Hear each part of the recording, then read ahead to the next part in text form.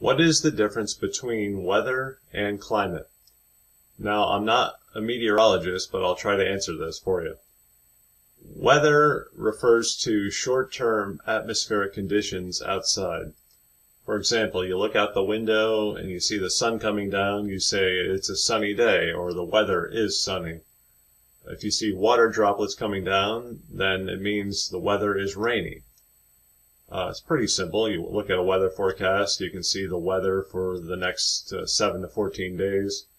You don't say the climate is rainy when you look at a weather forecast because that's not what climate means. Climate means the long-term atmospheric changes or the long-term weather conditions. For example, Seattle gets a lot of rain for most of the year, or at least for a good portion of the year. So you say the climate in Seattle is rainy or wet, usually wet.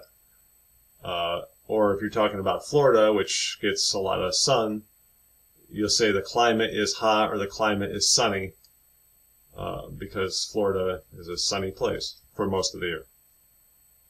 So to recap, weather means short-term atmospheric conditions. Climate means long-term atmospheric conditions.